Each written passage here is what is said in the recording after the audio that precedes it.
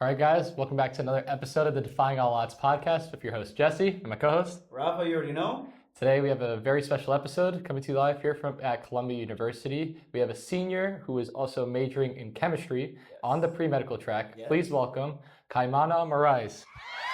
Thank you, guys. Thank you. Thanks for hopping on. Yeah. I don't know how special it is. Seems like you guys have had way cooler guests than me. Man. You were the first man to be born and raised in Hawaii on the podcast. Yes. So, okay, I'll take it. Yes. Hey, that's pretty special. You're breaking records already. Yeah, there we go. What's that been like? Obviously, you come from Hawaii and then you're coming to like a big city like New York to go to school. What's that transition been like for you? Well, obviously, it was a big transition, to say the least. I mean, especially where I'm at in Hawaii, I'm not on Oahu, the main island. Okay. I'm from Kaua'i, one of the smaller, more rural islands. So pretty much the polar opposite of New York City, like palm trees. I think that, just to give you guys some context, there's a regulation on my island that no building can be built larger than the tallest coconut tree. Wow. Yeah. And how tall is the tallest coconut tree? Like 3 stories, maybe. So it can't, pretty rural. Okay. Wow. Interesting. So obviously, you come from a rural island in Hawaii, and then you've been there your whole life, right? And then now you I actually grew up a little bit in Brazil too. Brazil, okay. Yeah, my dad's Brazilian. My mom's from Hawaii. Oh, so nice. split time between those two places. Okay. What parts of Brazil? Salvador in the northeast, Bahia is the state. Nice. Before we get into Brazil, though, tell me more about the Hawaii. Like, what was that like? How long were you in Hawaii for? How long? For sure. So I was born and raised there. Yeah. Lived there until I was 5.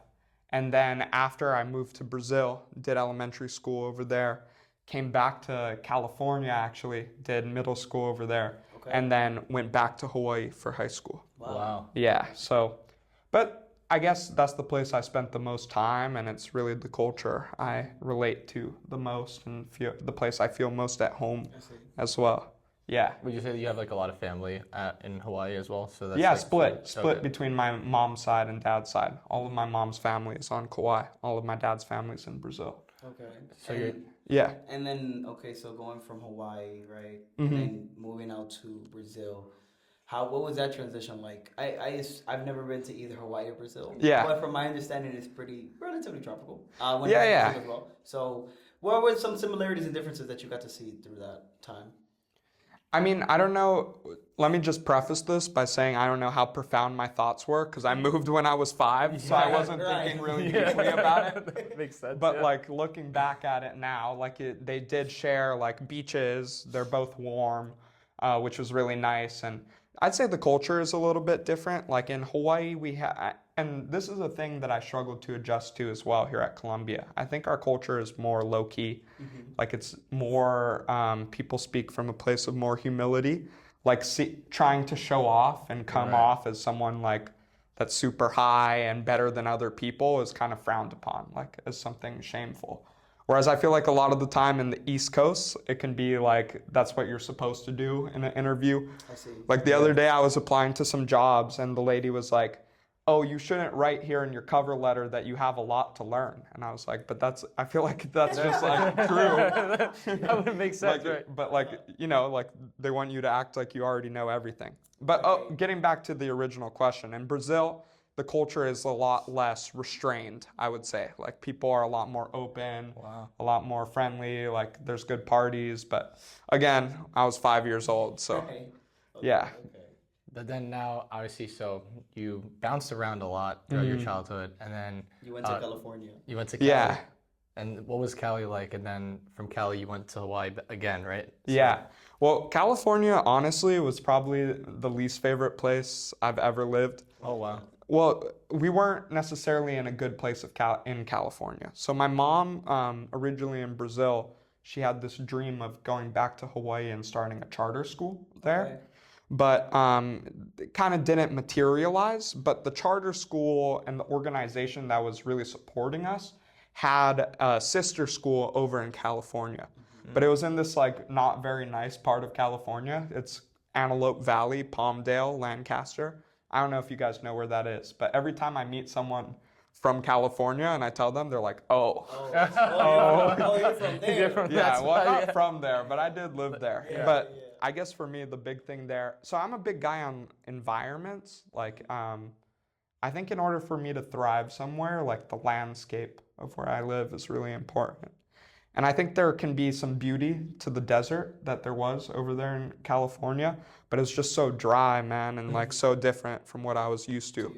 So Yeah, it was a big change exactly. from what you were familiar with at the time. Yeah. Okay. But I mean, I think like, I guess we're touching on this theme, but I guess my life has been constant changes too, because when I went back to Hawaii after middle school, like Hawaiian culture is a beautiful thing, but I think it can be, especially if you're from like a really small place, it can be kind of insular. Like what I mean by that is like a lot of my friends that I knew growing up, or like the people that I came to become friends with, it was almost like I had to rediscover my culture and my people in order to feel at home there again. Because like all these people, right, had like I left in kindergarten and they had all been growing up together, going to middle school, going to high school. So like coming in as kind of an outsider in Hawaii is difficult to say the least. Yeah. So would you say you had to redefine your identity in a way? Because like again, you were born and raised in Hawaii, but it was at such a young age you left. You didn't really get to understand what it meant to be Hawaiian. Yeah. So then coming back at the age that you were, experiencing all the things that you had experienced in Brazil and Cali, you then coming back to Hawaii made you kind of like have to like reshift your view on who you really were? Yeah, that's a good question. I mean, I guess you're getting what I hear you getting at least is like a deeper question on what identity is, right? Because my perception of identity isn't necessarily like a fixed thing. Like it's a very fluid thing, and not necessarily it's very layered as well in my perception, right? So I would agree that my identity, or at least my culture, like my values, shifted from that move.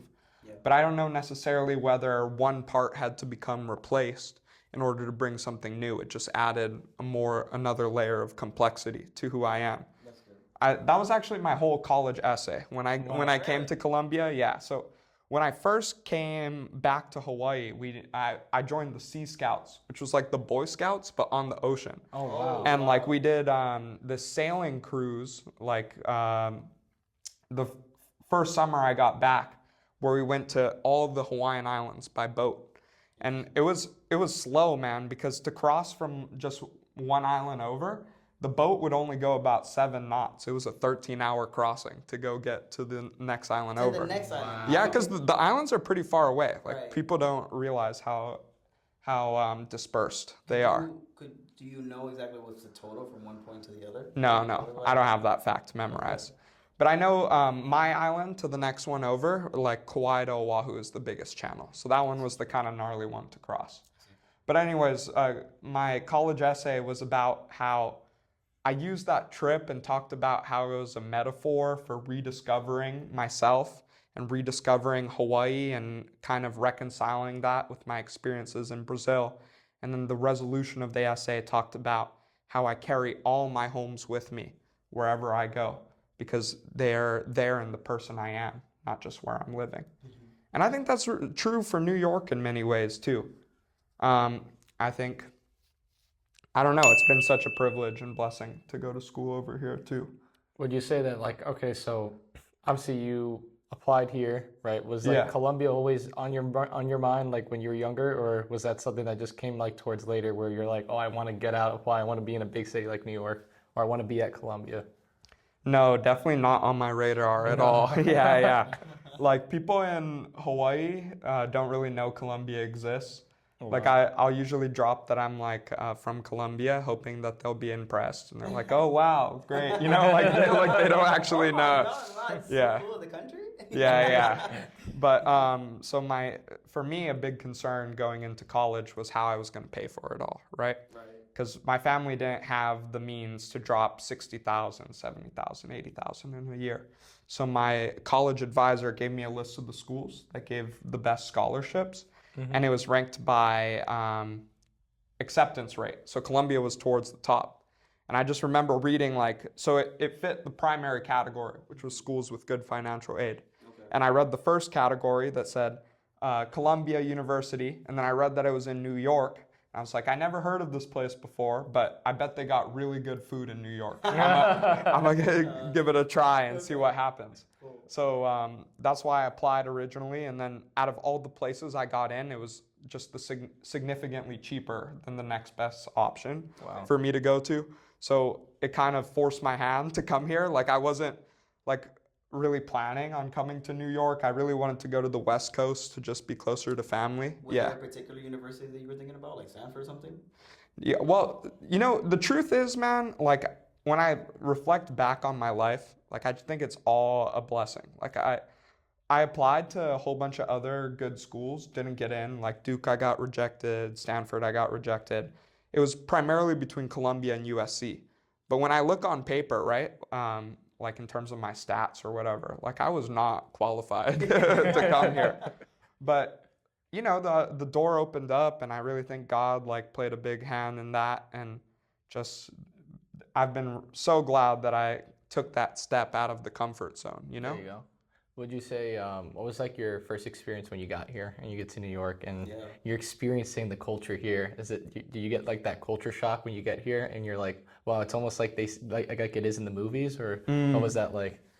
You know, noteworthy experiences for me were dealing with houseless people, like homeless people in the subway and stuff, because whenever, like, I think there's this culture here, right? Because and part of that is genuine safety concerns.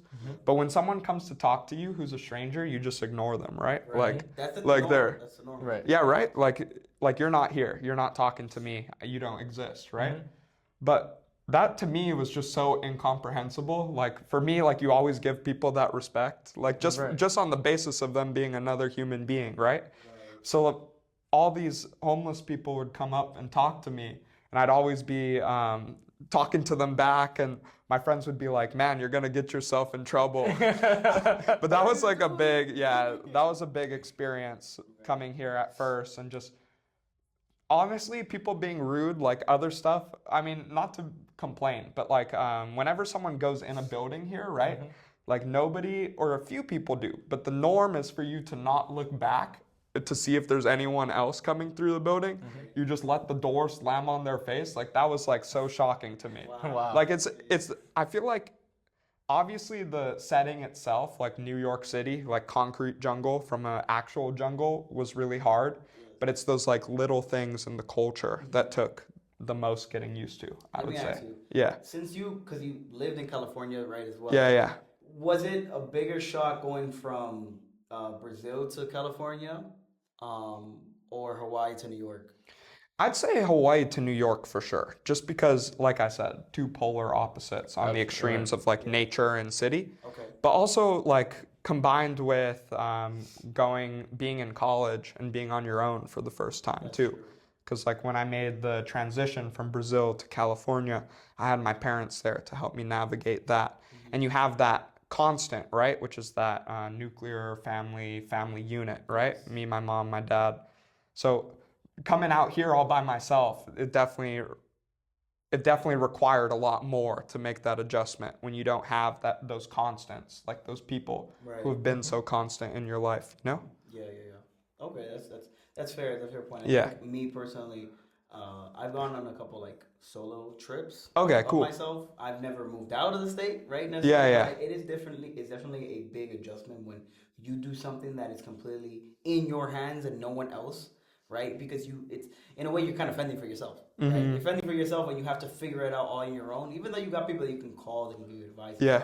At the end of the day, they're not physically there. Yeah. And it's just you that have to really figure out what is the best course of action for yourself that will make you feel safe, comfortable, and in the end happy. So yes. And then now, obviously, you come to Columbia. And you mentioned before that also that faith has played a big role in a lot of the success that you've had here. Yeah. Can you discuss a little bit about like what that's been like for you, joining Christian organizations here on campus, and how faith has progressed through your Columbia career? Yeah, for sure. Well, can I give you guys my testimony? Yeah, of course. If I can, I would love to. Go. Yeah. Shoot it, bro. So, okay, this is for the people, I guess. Yeah, absolutely. Maybe people will be wondering, because I think people see it in me. Like, I became a Christian my sophomore year, and I think people can see the difference. Or at least I'd hope that they can, but I think people notice it, even though it isn't directly said. But pretty much I grew up in a Christian context, like going to church here and there, but sometimes it was more consistent, sometimes it was less consistent. I wouldn't say I really knew Jesus the way I know him now, or the way I accepted him when I first became a Christian. But pretty much I got to this weird point sophomore year where it was almost like all the things I really wanted as a high schooler, I started to have in my life in abundance, right? Like, I was pretty awkward with talking to girls in high school, but like all of a sudden I was like feeling popular with the ladies, right? Like feeling popular with my friends, feeling like I have a good friend group, feeling like I'm on a good school and at a good school, on track with my career. Like everything's looking up. And all these things that I was really running after my whole life, that was really driving me. And I always thought, once I have these things, I'm going to have meaning, right? Once I have these things, I'm going to be happy and have purpose. It was almost like a cup that couldn't be filled, Like the more I filled the cup, the bigger the cup got. Like it was never enough, Like getting the A was never enough because someone else got the A+, or going to that one party was never enough because like there's always better parties and you wonder whether you're missing out on another one. Right. So the fulfillment I thought that all these things that I was chasing after would bring me just never came, right? And my good friend, my roommate at the time, Oki, I don't know, you know him. Yeah, of course I know Oki. Yeah, there's this cool verse in the Bible where Moses is talking to the Israelites as they're moving through the desert. And God pretty much tells them, like, I'm going to take you guys to the promised land, but you guys have been rebelling too much. Like, so I'm not sending your presence with you. And Moses says, like, Lord, like, if your presence isn't with us, how can we tell? How will people know that we are set apart? Like, if your presence isn't with us, we're not going, even if it's to the promised land. And I think that was so true in what I saw in my friend. Like, just the way he conducted himself, the peace he had. Like, I could see what I think now is the presence of God on him. I felt kind of attracted to that, Yeah. So I started going to church. And this was when we were taking CC. Yeah. And I took CC seriously. I'm kind of philosophical, so I was thinking at the time about what all these deep questions, like what's the meaning of life? Is there purpose to me helping others beyond just serving my happiness, my own happiness? Like, do I only make other people happy because it makes me happy to see that? Right. All these questions. And for a while, every time I would go to church, the sermon that week would be geared directly to the question I would write in a journal. Oh, really? Wow. Yeah, like a direct response a few times. Like I had a journal where I was keeping all these thoughts, write it down. The sermon was right on it. And then finally, I got invited to go on a retreat with my church. And this was the same opening weekend of the World Cup in 2022. Wow. So I was like, I almost didn't go because I was thinking like, you know what, this retreat happens twice a year. The World Cup is only every 4 years. Yeah. Like it's a clear choice. Right. But something in me told me like, what if that changes your life? And where was the retreat? It was up in the Poconos Mountains in Pennsylvania. Gotcha. So we went up to the church, to the retreat. It was a great setting. And we were doing worship. And the worship leader said, like, let's just take a moment to really listen to what God is trying to tell you guys. And granted, this is a time of great insecurity in my life, like uncertainty, grappling with all this stuff still. It wasn't resolved yet. And just in that moment of silence, sitting there, like I heard God speak to me. Like I heard a voice in my head clearly say, I am your father.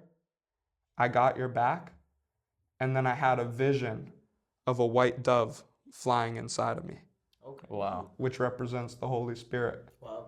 And after that day, I was like, okay, God, you're real. Like, You got me now. You're like, this immediately takes away any doubt I've ever had my whole life. yes and no, like it set me on the course, you know what I mean? Yeah. That doesn't mean I haven't had my doubts. I don't still struggle with my doubts. That doesn't mean my life was changed overnight, you know what I mean? But just that moment set my life on a whole different course than where it was going.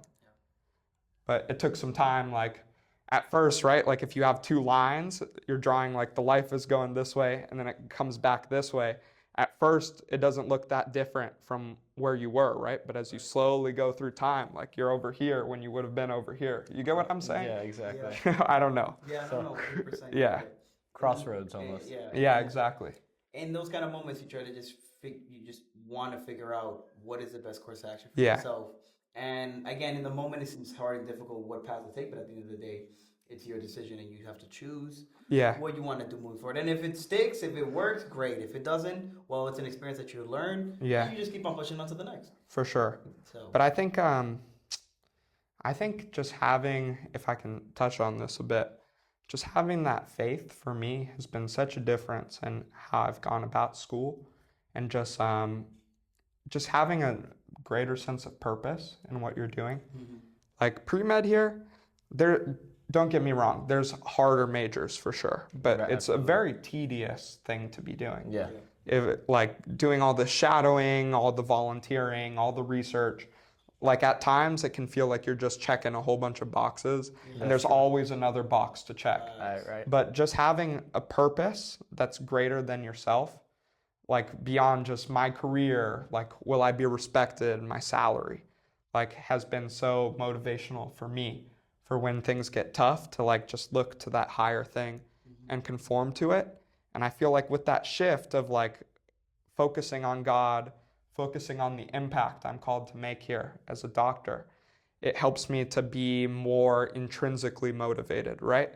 Like enjoy the process more of growing into the person I'm being called to be, to make that impact instead of just trying to get there by any means necessary. You know what I mean? I honestly think back to, I mean, I grew up Catholic my whole life. Yeah. But like I would say like I've had experiences where I'm like, wow, like this is like eye-opening almost, like where you're like, wow, this is really bigger than everything that we see on a daily basis. Yeah. And I think it goes back to like, for instance, like when my grandma passed, like I've heard like her voice, and I've like literally had visions with her like post her death, where like I'm like, wow, like I could still hear and see you even though like physically you're gone.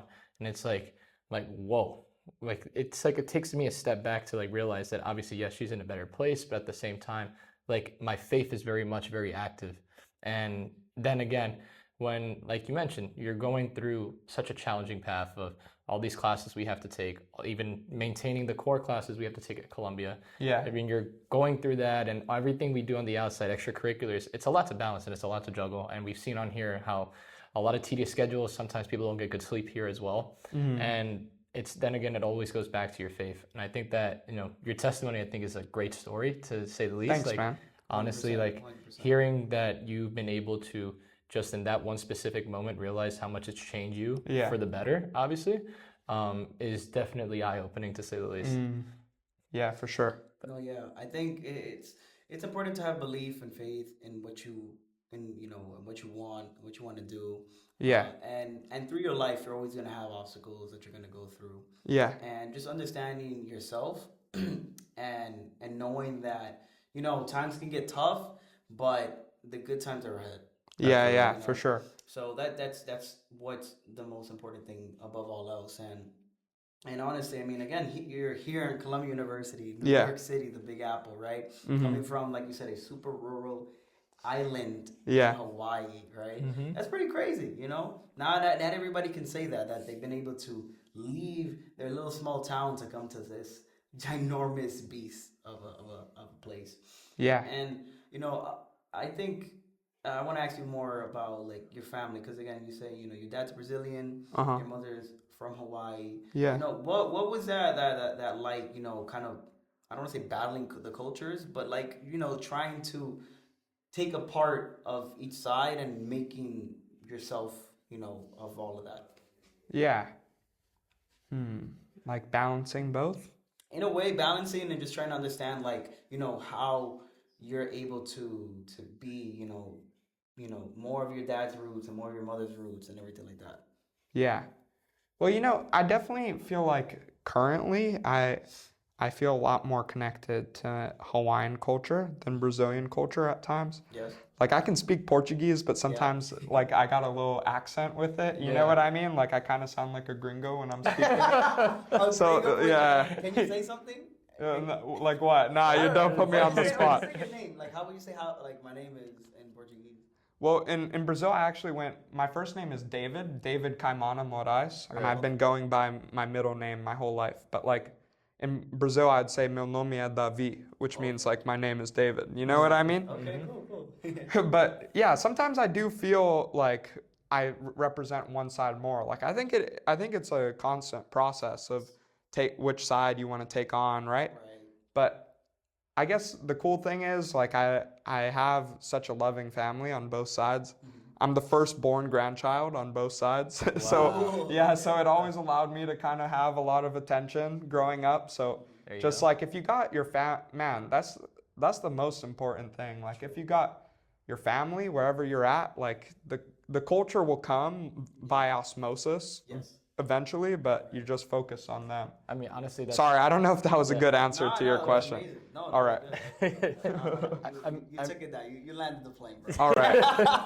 For sure. But honestly, like you mentioned, right? You have faith in family. You really can't go wrong. Like I mean, at the end of the day, you're working towards a goal, but you're also maintaining, their kind of motivation and their aspirations for you to succeed. And if that lingers on your head, then like you really can't fail. Even when we do feel like, okay, well, I didn't get that grade I wanted, I didn't get this internship I wanted, I didn't do this right? Yeah. Like these self-doubts, I always feel like it's more so as like a step to take back to just reflect, rather than just pounce on be like, oh, like I should have done better. It's like, oh, what can I do to be better in the future? And I think that I always attribute that to like just the success of like kind of what my parents have done for me and like their sacrifices, and then like implementing that as well. Would you say that you've had experiences yourself where you're like, well, yes, I've had all of this all at once. You mentioned your sophomore year, but where you had like, oh, I didn't get this, I didn't get that. And you're like attributing, okay, maybe this is like a reflection period where I can kind of motivate myself to do even better in the future. Yeah. I've been lucky enough to see a decent amount of academic success while I've been here. So I've been very happy with my grades mostly throughout college. I guess you're constantly grappling. I think there's a culture here where the pre-meds like to try to one-up each other. So there's definitely been times where I've been in doubt, where someone's like trying to flex on me and I'm like, oh man, I'm not doing this, I'm not doing that. Like maybe I'm not so valid after all. But I think the times of reflection for me, like where I've been at lately, adding to what you said, right? Like I agree, faith and family, those are two important things. But I think two other important things are meaning and purpose, right? Yeah, that's true. Like, and having your actions be purpose driven, having them be meaningful. I think that, like what you're working towards. And just specifically, like, I think that's what's cool about where I've gotten to the point with medicine. Like I said before, like extrinsic motivation, right? You're motivated by something that's not the action itself, it's what the action can get you. Right, intrinsic is just like you enjoy the action itself. Right. I think you really got to find that thing that intrinsically motivates you, because that's what gives you passion and purpose and meaning in this life, right? You can constantly chase, and not to throw shade on people who go into finance, but like I feel like if you're in finance, right, you can be doing that for the money, but like as long as it's like extrinsic motivation, you're not, I don't know necessarily whether you're going to find the profession as meaningful. Exactly. Not to say that there's not people who are passionate about finance itself and find joy in that activity. But just to tie it all together, I know your question was on periods of reflection.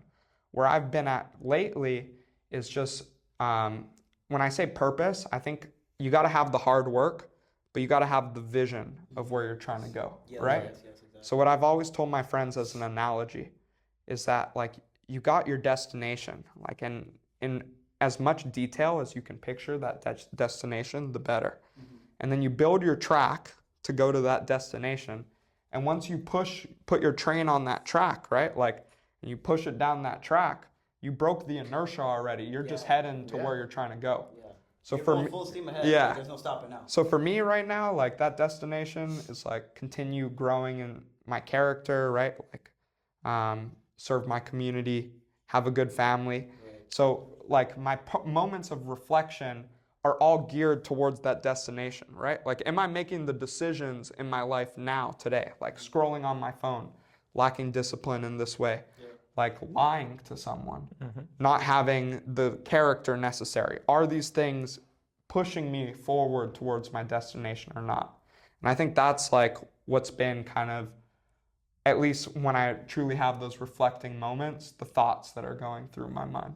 I completely agree. I think that when it's like that discipline factor. Where like you maintain the same routine, you're building yourself towards a goal. But it's like you also mentioned, if you're just those self-distractions where you're scrolling endlessly on TikTok and it's like, and you're in the library and you're like, well, obviously I have an exam I have to study for. Am I really focused on the exam, or is my mind too detached that I'm scrolling my phone for an extra 30 minutes, right?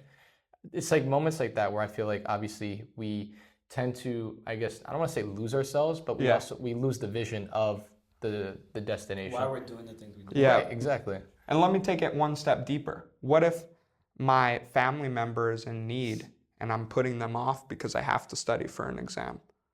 What if my friend is in need and I'm putting them off because I'm having to study for an exam? Or what if I'm putting this is where I go often. I'm putting in so much of my effort and time into studying that I'm so burnt out and I'm dunking my head into other bad things as a result to try to like relax, like doing that scrolling, right? So like that larger vision, right? Like it'll allow you to see, like if you got that vision, like what character do I need to, like I really think about character a lot. What character do I need to go where I go? Like that can even encourage you maybe to study less if that's going to be more what's building you towards the man you're trying to be or the person you're trying to be. You know what I mean? Yeah, no, 100%. There's always sacrifices that have to be made. And I mean, in life, you can't be 100% at everything guaranteed. At once. No. You know, there's going to be days where you're going to focus strictly on your studying, and in turn, some friends or family might get pushed to the side because of that. Yeah. And then there are days where you be like, yo, I studied so much, I need to just get away from it and just spend time with the people that want to be around me, right? And that's not to say that you're doing wrong. That's just how we are. We're human. Like that's the balance. You don't have to be, again, all the way the maximum effort with everything at once. There's gonna be days where you're like at 15% on one and then 70 at the other, and then the day flips around and you're the other thing, and that's okay. Yeah, it definitely switches a lot. Yeah, and then you look at it as a holistic thing through the months and the weeks ahead. You be like, okay, you know, as a whole, you did great. Exactly. Yeah, you did great. You did fine. Yeah, that's one of the things too. Have the meaning. I guess if I'm giving the life advice, right, to the people, you got to have your purpose. You got to work hard towards it. Have a purpose that's higher than yourself. Usually, at least in my experience, that gives you a lot more meaning. Mm-hmm. And have grace for yourself as you go. You know, like no slip up is fatal. Like you said, if you mess up, like one day you zoom out over the month and you're like, actually, I'm not doing that good. You know, like I think people can be their worst critics sometimes too. I honestly think back to, like, it's not about the destination, but it's about how you cultivate your journey there. Yeah. Like you mentioned, you're building that track to get there, but it's once you put that full momentum in, it's like you can't really fall off unless like there's an obvious distraction. It's like, right, for instance, us pre-meds, our goals are to become physicians one day, right, in practice. But that doesn't happen overnight. Many people know it's years of a journey. Right? Some people even quit along the way, find different aspirations. But knowing that that's your goal and that you're working towards it, you have something to work towards. And I feel like when we had the former president of DR on, he mentioned if you don't have anything to learn left and you're not working towards something, life becomes meaningless. Because at the end of the day, it's really about if you're able to learn something new every day, you've already become a better version of yourself from yesterday. Yeah. And being able to apply those new lessons into something else, and then to inspire other people to also hop on the same journey, if not their own, and discover like what they're capable of. Yeah. That's the end goal always. 1000%, yes. There you go. And again, speaking about learning, right? Yeah. Again, you are a man from Hawaii. I have never been to Hawaii. Yeah. I don't know nothing about Hawaii. Okay. All right. For someone who wants to go and explore Hawaii, what would you recommend, or what would you suggest, like, to check out? And I'm not even just speaking about on the typical touristy stuff, but like, like if somebody said, I want to go to Hawaii and I want to experience what Hawaii is like, what would you tell them? Yeah, well, we're driving into controversial territory here. Really? Because people will disagree. Like, let me preface what I'm saying by saying I don't pretend to be a spokesman for the Hawaiian people, first of all. Right. But also there's a controversy about people coming in to visit. Yes. Because it drives Hawaii's economy a lot, but it also drives a lot of displacement of Native Hawaiians and other local people. So just a consideration that maybe you, the viewer who wants to come to Hawaii, should consider. I'd say if you're coming, I don't know. I think you gotta just discover it on your own. Like I would tell you after the podcast is over, like the spots to check out, but I'm not trying to put it out there on the airways. No, there's a saying, like, because we speak pidgin, in Hawaii, it's a little bit different. Pidgin? But pidgin English, like it's a dialect. Oh, I've never heard of this. Yeah, I can't speak it that well if I'm prompted to. It's just more like if I'm home with my friends, it comes out. But one thing we say is like no expose. Like you're not gonna expose the spot. I see. Okay. Unless there's gonna be a lot of people there. Yeah, you know what I mean? For like the typical New York, I guess it's just gatekeeping stuff, right? Gatekeeping. The low-key spots, exactly. Yeah, keeping it okay. That's fair. That's cool. And I like what you mentioned too, because there is a lot of news going around in regards to like how a lot of tourists go to Hawaii, right? Enjoy the time there. Yeah. But they leave it in a worse place than how they came back from it. Yeah. And in some ways, the people who live in Hawaii are not really, I don't want to say benefiting, but like they're not getting the support needed to like sustain themselves properly. Yeah, for sure. Yeah. I'd definitely say so. I mean, like I said, a big part of the economy relies on tourism, but then something you got to look at is like, what is the composition of the people who own the tourist industry, right? And I don't have these statistics, but typically just in my anecdotal experience, like I don't see tons and tons of local people owning the businesses that are benefiting from having this tourist industry, right? They're like the employees. So an argument I've heard before is like, not necessarily that it's bad to come visit, because it does help out, right? Like the economy does rely on the money, but like the whole system itself that you're enforcing isn't necessarily that good, like that service-based economy, you know? Yeah. But Hawaii is a beautiful place. I think if you come with some respect, like I wouldn't say, I'd say don't move there, because people, like that's people buying homes there is the main reason why people can't afford. That's what I've been hearing a lot. Yeah. I've searched up on that. Yeah, well, I think everybody got to work it out with themselves. But like, I think Hawaii is a beautiful place. You just and people there are welcoming once you get past, like, I think people have been a little bit jaded by seeing so many local people displaced lately. Okay. But if you can get past that, like Hawaiian people are like some of the most kindest people I know. But I think if you can come with that respect, right? That's the difference, is how you're coming in there and what are your intentions.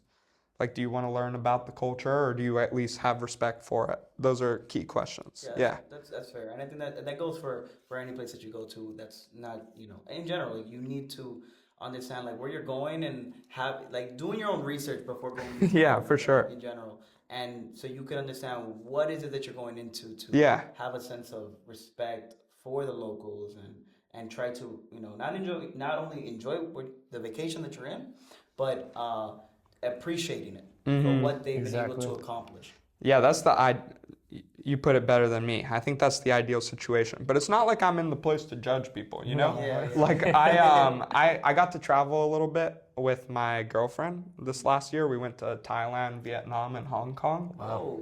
And I wasn't doing any of what you said or what I'm asking the people to do about researching. Like you said. Like I was open to it, but yeah. No, it's true. Like you said, we're human. We're not perfect. Learning the culture as you go, basically. Yeah. At least being open to it, right? Yeah. At least being kind. Bro, just be kind. That's the conclusion. If there was anything we could say, just be nice. Nah, but Jesse, he had a question that he wanted to ask you particularly about a particular.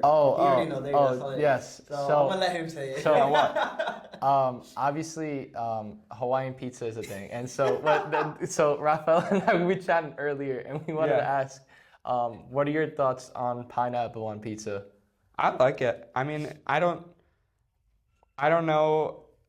It's not from Hawaii. Like I think they made it in like Alaska or something. I did my research and I told him, bro, it's not actually from Hawaii. Well, you can ask him and see what he tells you. Because it's interesting because I feel like sometimes people be like, it's such a controversial topic to say like, oh, like pineapple, it can go on pizza. For me personally, I think it's a great pizza if it's well done. Because hear me out. You got the pineapple, that's the sweet. Then you have like the ham on there, that's the salty, savory umami. Then you have like the fat from the cheese. Like I think it's a good combination of flavors if done right. But I think a lot of people don't like it, and that's all right. You're one of those. Why do you not vibe with the pineapple? Yeah, there's been times where people bring pizza with pineapple on top, and I'm like, what are you giving me? I'm not. Okay, it's not my favorite. He loves his cheese pizza. It's not my favorite. Hey, bro, you're discluded from having a opinion if cheese is your favorite. No. I don't know where he got that. He's speaking.